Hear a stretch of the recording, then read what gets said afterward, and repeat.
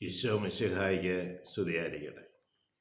ഈശോ മിശിഹായിൽ സ്നേഹിക്കപ്പെടുന്ന മാതാപിതാക്കളെ, സഹോദരങ്ങളെ, പ്രഭാതത്തിൽ ദൈവത്തിൻ്റെ അനന്തമായ സ്നേഹവും കൃപയും സൗഖ്യവും നമ്മുടെ ജീവിതത്തിൽ വന്ന് നിറയട്ടെ എന്ന് പ്രാർത്ഥിക്കുന്നു. ക്രിസ്തുമസിനായി നാം ഒരുങ്ങിക്കൊണ്ടിരിക്കുകയാണ്. ദൈവം മനുഷ്യനായി ഭൂമിയിൽ പിറന്നു എന്നുള്ളതാണ് ക്രിസ്മസിൻ്റെ ഏറ്റവും പ്രധാനമായ കാര്യം. ക്രിസ്മസിന് ഒരു ലക്ഷ്യമുണ്ട്.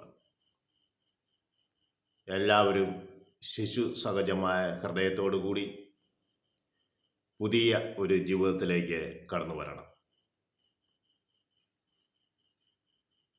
ദൈവത്തിൻ്റെ സ്നേഹം നമ്മളോട് പ്രകടമാക്കുകയാണ് ചെയ്തത്. ദൈവത്തിൻ്റെ സ്നേഹം ദൈവം തന്നെയായ തൻ്റെ പുത്രനെ പൂർണ്ണ മനുഷ്യനായി ഭൂമിയിലേക്ക് അയക്കുകയാണ്. ഒരു മനുഷ്യൻ അനുഭവിക്കേണ്ട എല്ലാവിധ ക്ലേശങ്ങളും ദുരിതങ്ങളും എല്ലാം അനുഭവിച്ച് വലിയ പീഡനത്തിലൂടെ കടന്നുപോയ ഈശോ മിശിഹായെ നമ്മൾക്കറിയാം. ദൈവത്തിൻ്റെ സ്നേഹമാണ് തൻ്റെ പുത്രനായ ഈശോയെ നമുക്ക് നൽകിയത്. ജോൺ പോൾ രണ്ടാമൻ മാർപ്പാപ്പയുടെ പ്രസിദ്ധമായ വാക്കുകളിൽ ഒന്നാണ്, ദൈവത്തിൻ്റെ സ്നേഹവും കരുണയും നമ്മൾ കാണപ്പെടുന്നത് ഈശോ മിശിഹ എന്ന നാമത്തിലും അവൻ്റെ രൂപത്തിലുമാണ്. അപ്പോൾ ദൈവത്തിൻ്റെ സ്നേഹവും കരുണയും നമ്മൾ അനുഭവിച്ചറിഞ്ഞത്, വെളിവാക്കപ്പെട്ടത് ഈശോ മിശിഹായിലൂടെയാണ്.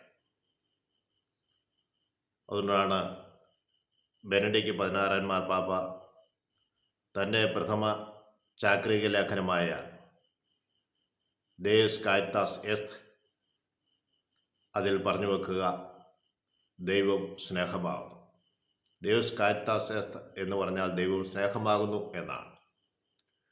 അദ്ദേഹം യോഹന്നാൻ എഴുതിയ ലേഖനം 1-ാം അധ്യായം 1-ാം ലേഖനം 4-ാം അധ്യായം 16-17 തിരുവചന ഭാഗങ്ങൾ ഉദ്ധരിച്ചുകൊണ്ടാണ് അതിന് ആരംഭം കുറിക്കുന്നത്. ദൈവം സ്നേഹമാകും. സ്നേഹത്തിൽ വസിക്കുന്നവൻ എന്നിലും ഞാൻ അവനിലും വസിക്കും. ക്രൈസ്തവ വിശ്വാസത്തിൻ്റെ മർമ്മം അവിടുന്ന് വെളിവാക്കുകയാണ്. അവിടുന്ന് പറഞ്ഞത്, സ്നേഹത്തിൽ വസിക്കുന്നവൻ എന്നിലും വസിക്കും, ഞാൻ അവനിലും വസിക്കും. നമ്മൾ ഭൂമിയിൽ സ്നേഹത്തിൽ വസിക്കേണ്ടവരാണ് എന്ന് അവിടുന്ന് ഒരിക്കൽ കൂടി ഊന്നിപ്പറയുക. ക്രൈസ്തവ വിശ്വാസത്തിൻ്റെ ധർമ്മവും ലക്ഷ്യവും എല്ലാം ദൈവസ്നേഹത്തിലും പരസ്നേഹത്തിലും ഊന്നി നിൽക്കുന്നതാണ്. നമ്മൾക്ക് ബെനഡിക്ട് മാർപ്പാപ്പ പറഞ്ഞു തരുന്ന ചിന്തകൾ, യോഹന്നാൻ ശ്ലീഹയുടെ ലേഖനത്തിലൂടെ നമുക്ക് തരുന്ന ചിന്തകൾ നമ്മുടെ ഹൃദയത്തിൽ ഏറ്റെടുക്കാം. സ്നേഹം സ്വീകരിച്ചും സ്നേഹം നൽകിക്കൊണ്ടും നമ്മുടെ ജീവിതത്തെ നമുക്ക് മുന്നോട്ട് കൊണ്ടുപോകാം. ദൈവം നമ്മളേവരെയും അനുഗ്രഹിക്കട്ടെ എന്ന് പ്രാർത്ഥിക്കുന്നു. പരിശുദ്ധ അമ്മേ, ഞങ്ങൾക്ക് വേണ്ടി പ്രത്യേകമായി മധ്യസ്ഥം വഹിക്കണമേ.